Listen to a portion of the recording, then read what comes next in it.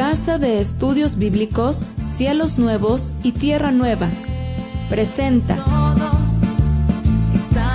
Regresando a nuestro Creador.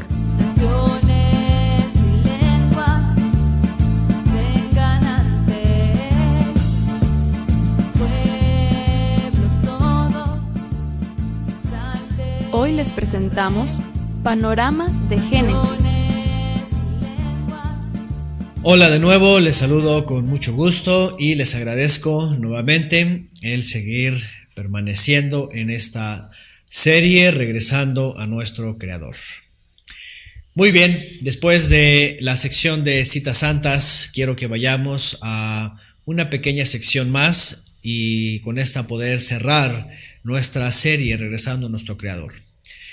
Bien, en esta última parte yo quisiera compartirles y quisiera que veamos un panorama general de algunos libros de la Biblia. Es muy importante tener el conocimiento de lo que dice cada libro. Miren que la Biblia es el libro finalmente que se ha leído más en toda la historia, ¿verdad? En toda la historia de la humanidad. Es el libro que contiene documentos más antiguos, es el libro que tiene datos históricos más antiguos, geográficos, científicos incluso. Vamos hasta el genoma humano, así es.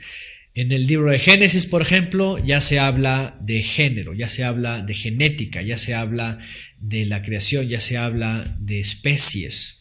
Así es. ¿Verdad? En el libro de Levítico, por ejemplo, se habla de microorganismos, se habla de impureza, se habla de pureza además, de lavamiento, de agua, etc. Entonces, la verdad es de que la Biblia contiene una gran sabiduría, un gran conocimiento. Y bueno, quiero que concluyamos teniendo un panorama de algunos libros y secciones que son importantes para que ustedes sepan que lo que hemos aprendido aquí y lo que seguiremos aprendiendo, según ustedes lo deseen a través de nuestra página, puedan saber que todo es de origen bíblico, es decir, todo está fundamentado en la Biblia, en los libros y en las secciones. Y bueno, hay que recordar que la Biblia, por supuesto, ha tenido cambios en el sentido de los copistas, los traductores han hecho un excelente trabajo para traernos la Biblia a muchos idiomas, pero lamentablemente a veces hay un poco de carencia sobre el conocimiento de los idiomas orientales, el hebreo sobre todo y el arameo, y algunas palabras que no necesariamente tienen traducción, pues se han traducido de diferentes formas. La idea es hacer uso de las raíces hebreas para poder comprender mucho mejor algunas palabras y darles el sentido correcto, ¿verdad?, al leer la Biblia. Bueno, quiero mencionarles también que hay muchos libros también que han sido añadidos en nuestras Biblias. Así es, tanto en la Biblia que se le conoce como católica como la evangélica. La verdad es de que las Biblias no tienen religión, ¿verdad? No tienen religión. Ni tampoco podríamos hablar de una Biblia judía, es decir, no tienen religión. La Biblia simplemente es un grupo de libros que se han reunido y estos libros tienen como característica que sus escritores fueron inspirados por el Todopoderoso para enviar un mensaje, para dar una información. E incluso a veces simplemente para relatar algo de la historia de la humanidad y que tiene un sentido espiritual. De esta manera, al principio solamente era un pergamino, un rollo, ¿verdad?, escrito, que contenía todas las instrucciones que recibió Moisés, ¿verdad? Pero luego vemos que aparecen un compendio de 5 libros, lo que se le conoce como el Pentateuco, o los libros de Moisés. En hebreo se les conoce como el Humash, de ahí viene Hamesh, es 5, y está hablando de los 5 libros. Después se añade el libro de Josué, después el libro de los jueces, y después posteriormente algunos libros históricos, como el libro de Ruth, y después los libros de Samuel, de los reyes, de Esdras, de Nehemías. Ellos integran también libros de los profetas, libros de sabiduría, etc. En el primer siglo, en la época del Mesías, podríamos decir lo que la Biblia o el canon, los cánones, es decir, los libros sagrados inspirados, eran contados solamente por 22 libros. 22 que eran los 5 libros de Moisés, ajá. Y después vienen los libros poéticos, los salmos, y luego vienen los libros proféticos. De hecho, el Mesías, cuando cita la Biblia, cita estas 3 secciones: Moisés, los profetas y los salmos. Eso era lo que existía en el primer siglo. ¿Qué es lo que pasa después? Por supuesto que hay algunos judíos en el primer siglo, a finales del primer siglo, que integran otros libros que les parecen importantes, libros históricos. Por ejemplo, los libros de Esdras y Nehemías, libros que no venían antes. Eran documentos que hablaban de la historia del regreso del exilio. Ajá. Esdras y Nehemías, en su momento, ellos escriben lo que se conoce como las crónicas de los reyes y el libro de los reyes de Israel, que son 4 libros más. Y ellos van añadiendo otros más de sabiduría. Ajá. Pero en el primer siglo, a final del primer siglo, los rabinos finalmente establecen lo que se conoce como el canon, ¿verdad? Judío, en donde añaden otros más libros, por supuesto, y que finalmente vienen a ser 39 libros, que se conoce como del Antiguo Testamento. Y se conocen así porque hubo un teólogo, ¿verdad?, en el siglo II al III que partió la Biblia. Lo que hizo es partió la Biblia. ¿Por qué? Porque cuando se empieza a hablar de el Mesías y del nuevo pacto o el Nuevo Testamento, se seccionan, ¿verdad?, los libros que se hablan de los evangelios y el libro de los Hechos como documentos diferentes y nuevos, como si esos hablasen de algo totalmente nuevo y que lo otro ya quedaba obsoleto. Hemos hablado antes que la verdad es de que lo único que cambia en cuanto al pacto es la forma de acercarse al Creador. El antiguo pacto era por medio de los animales, ovejas, machos cabríos, becerros, vacas, toros, y el nuevo pacto es por medio de la sangre del Mesías. Pero de ahí en más, la instrucción, los mandamientos, las ordenanzas, la justicia, la misericordia, la ayuda, la ética, la educación, todo continúa igual hasta el día de hoy, ¿sí? Pero bueno, también hay que recordar que en todos los libros vemos diferentes tipos de lectura, diferentes formas, ¿verdad? Así, por ejemplo, vemos libros históricos, vemos libros poéticos, vemos libros proféticos cuyo lenguaje es muy diferente, ¿verdad? Vemos cartas también, es una de las secciones que hay en la Biblia, epístolas o cartas, y vemos un libro de visiones, ¿verdad? Visiones que tiene un nombre, esto es Apocalipsis o Revelaciones.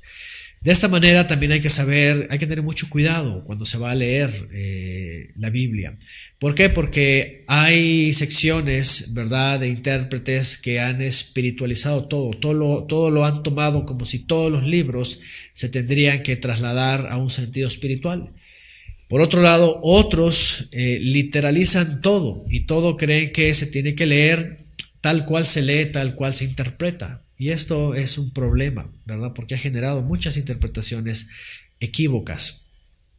Entonces hay que saber qué tipo de libro tenemos en nuestras manos y cómo lo vamos a leer, ¿sí? Si es un relato histórico, o si es un relato poético, o si es de figuras, o si es una carta, ¿verdad? ¿A qué se refiere? Bueno, quiero que hagamos un panorama de algunos libros que van a ser importantes, ¿verdad?, para el estudio de ustedes y para que puedan ir conociendo sobre todo la historia del hombre y hasta dónde hemos llegado y por qué hemos llegado hasta acá, ¿sí? El primero es el libro de El Origen, la Génesis que le llaman, o el Génesis, que es el origen. Este viene, ¿verdad?, del griego y no significa otra cosa que el origen, el principio. Ahora déjenme decirles que en hebreo siempre han tenido sus nombres. Por ejemplo, Bereshit es en el principio, o desde el principio, o en el origen. Ese es el libro, o ese es el nombre original, porque finalmente todos estos libros, la gran mayoría de la Biblia, fueron escritos en hebreo, ¿verdad? Algunas pocas partes en arameo, sobre todo el libro de Daniel. Y después lo que quedó que se conoce como Nuevo Testamento, que quedaron copias de las traducciones griegas. ¿verdad? Pero originalmente todo entre israelitas, todo entre judíos, pues era en el lenguaje de ellos, el hebreo. Y bueno, los libros tienen su nombre en hebreo y llevan su nombre no porque tengan un nombre, sino simplemente porque se les tomó la primera palabra del pergamino o del rollo, porque antes eran pergaminos, no eran libros. Se toma la primera palabra para nombrarle. Así, el primer rollo que vemos, que se conoce como de Moisés, ¿verdad? Comienza con Bereshit, en el principio, y por eso le llama así. Y por eso al griego, cuando lo traducen, le ponen Génesis, ¿verdad? Génesis. Y bueno, el primer libro, Génesis, habla del origen. Yo quiero seccionarlo rápidamente para que conozcamos un poquito, un panorama de este libro. En efecto, habla del Génesis, habla del origen, habla del principio de todas las cosas. Y bueno, yo también les recomiendo, si ustedes desean aprender más, ir leyendo a través desde el primer capítulo, el primer versículo, todo este relato de la creación, cómo está hecha por el Creador. Incluso desde ahí aparece el séptimo día como día de cese y muchas cosas que vienen ahí. Bueno, pero entrada rápidamente vamos a dar un panorama rápido y quiero dividirlo en estas partes. Miren, la primera parte es de los capítulos 1 al 6, que esto tiene que ver con Adán y Eva y su descendencia. Quiero dividirla rápidamente en tres partes para hablar de lo más importante. Hay muchas cosas muy importantes, pero vamos a tratar de ver desde el origen hasta Abraham y su descendencia.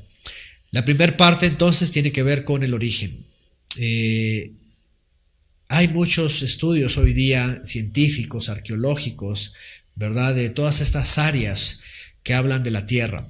Hay incluso dentro de la religión algunos movimientos que creen que la tierra tiene 6,000 años, ¿verdad? De existencia, que el Creador lo hizo en 6 días y el séptimo descansó, pero que antes no había nada. La verdad es de que la Biblia dice, ¿verdad?, que la tierra existía ya antes de 6,000 años, pero estaba desordenada y vacía. Todo parece ser que el Creador establece todo esto desde hace muchos miles, cientos de miles o millones de años, ciertamente, ¿sí? Y todo el universo tiene movimiento, tiene vida, gira, todo va girando y todo se va moviendo en diferentes, ¿verdad?, latitudes. Y todo parece ser que la Tierra en este movimiento es parte también de toda esta armonía. Pero todo parece ser que ha habido otros juicios en la antigüedad. Bueno, hay muchas cosas importantes en la Biblia que no se ven a simple lectura. Pero el punto aquí es de que dice Génesis, el libro del principio, que estaba la tierra desordenada y vacía.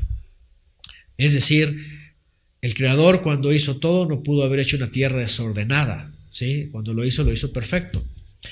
Pero el hecho de decir que estaba desordenada y vacía quiere decir que había algo antes y que todo estaba en orden, pero de pronto está en desorden. Bueno, hay mucha información para entender esto y sobre todo los científicos lo sabrán.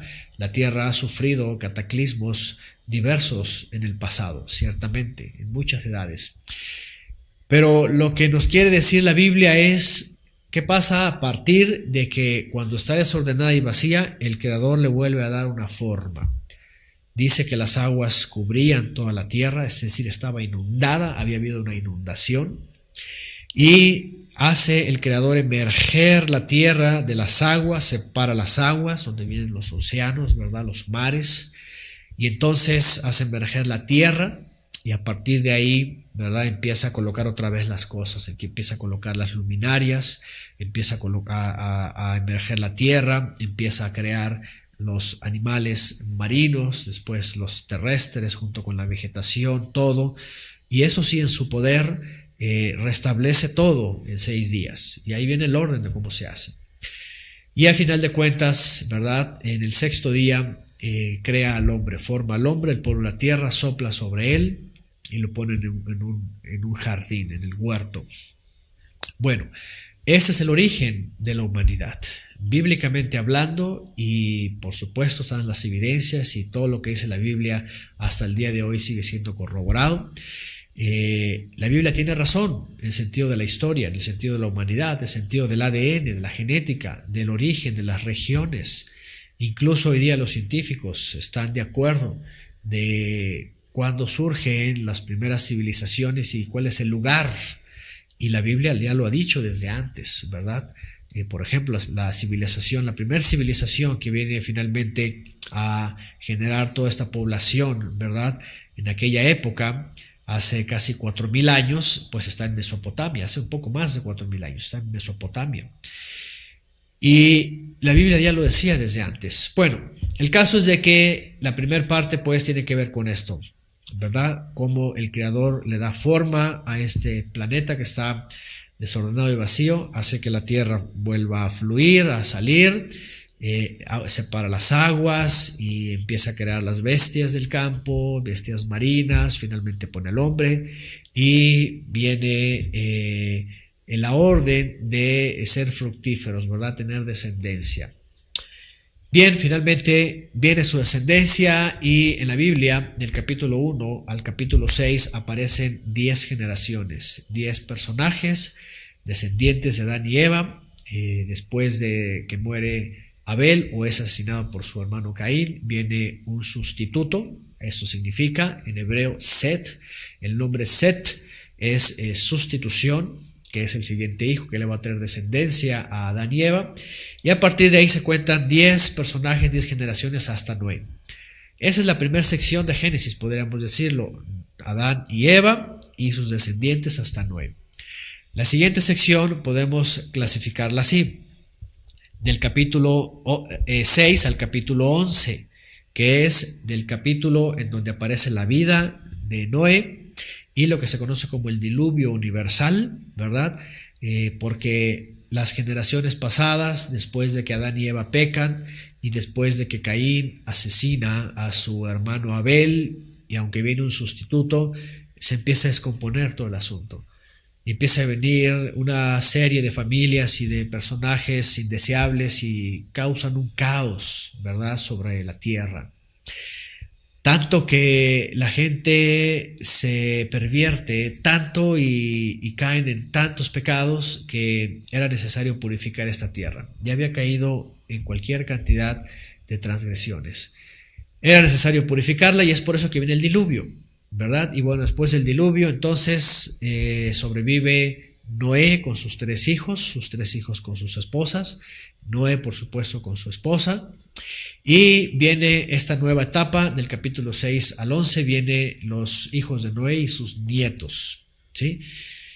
Bueno, ahí vemos cosas importantes también, la vida de Noé, uno de sus hijos que comete una transgresión, un pecado, por el cual viene otra vez la maldición en parte de su descendencia, y finalmente viene una rebeldía, ¿verdad? Lo que se conoce como los nietos de Noé y bisnietos quieren crear una torre, la famosa Torre de Babel. Eso lo vemos al final, el capítulo 11.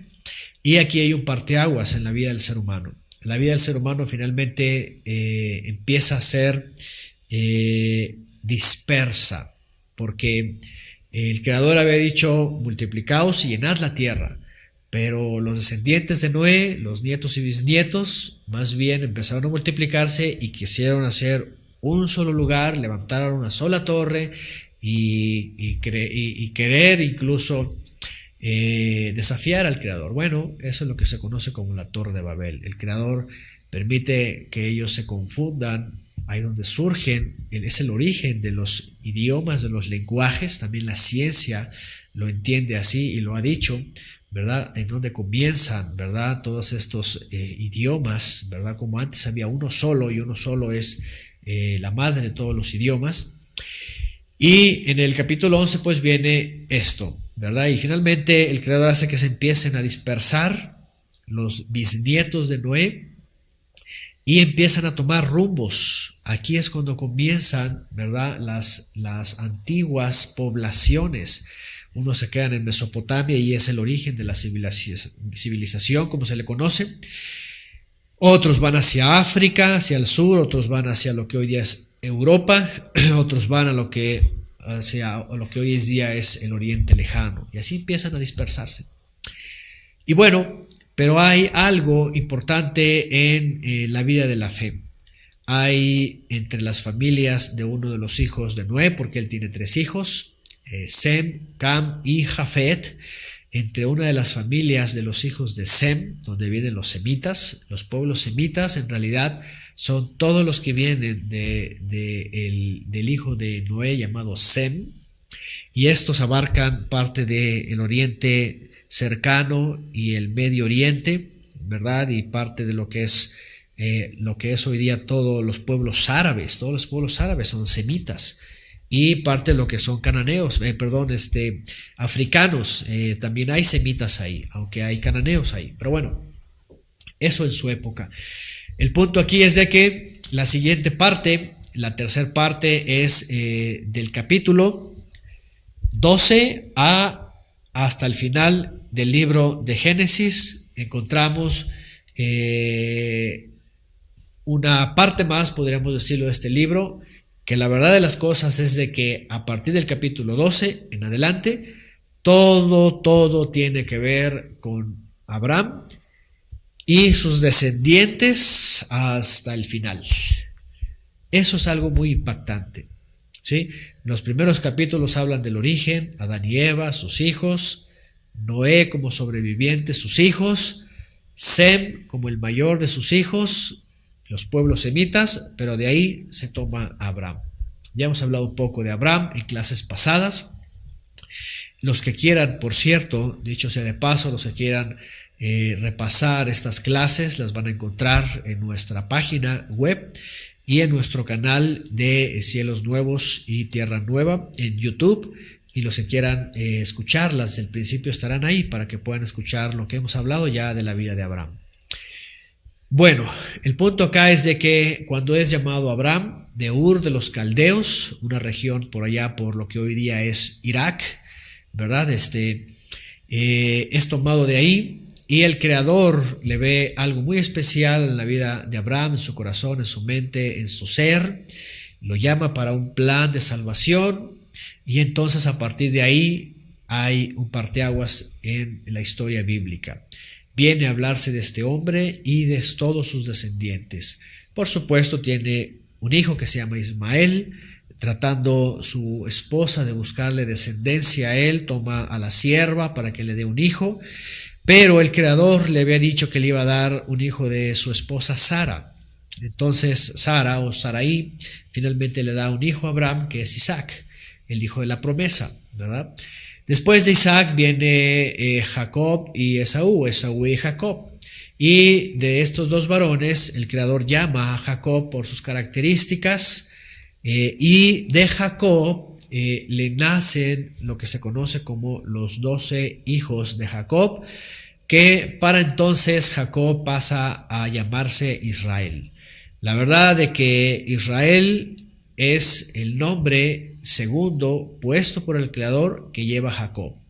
Jacob, por ser muy insistente en la búsqueda del Creador, por ser muy insistente en la bendición, por siempre estar tratando de agradar al Creador, lleva ese nombre que significa vencer con el Todopoderoso, o el que vence con el Todopoderoso. Por eso le llama Israel. Y este es un punto importante. Israel no es necesariamente un pueblo, porque a los descendientes de Jacob se les llamaron los hijos de Israel.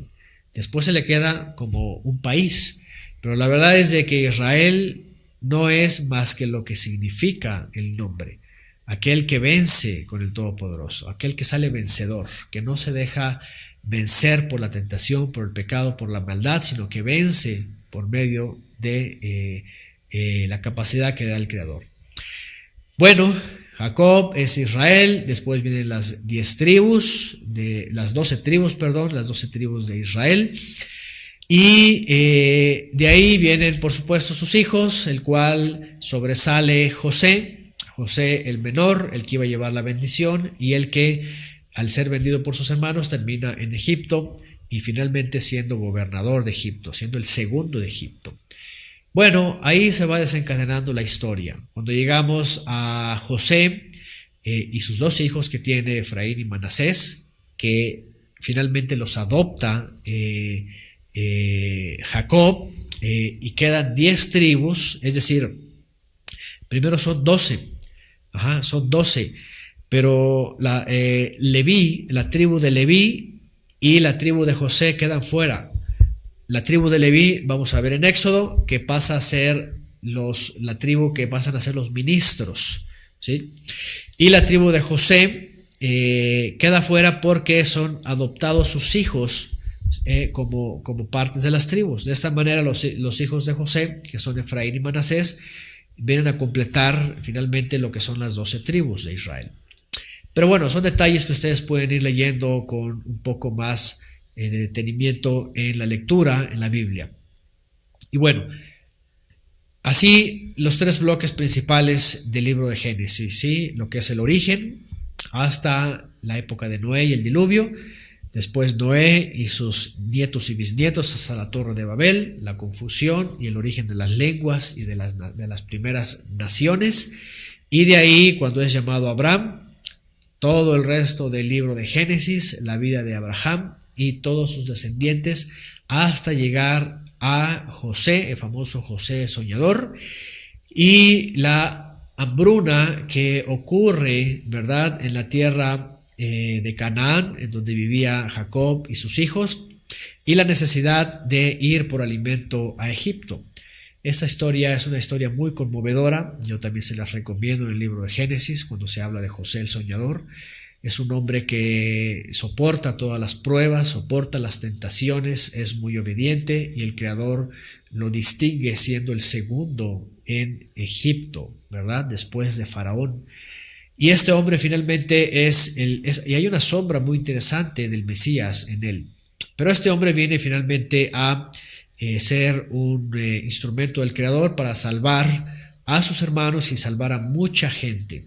Finalmente el pueblo de Israel o los descendientes, los hijos de Jacob o los hijos de Israel tienen que descender a Egipto, van a vivir a Egipto y están ahí por muchos años, por muchos años. En esto concluye el libro de Génesis, el libro del origen, ¿verdad?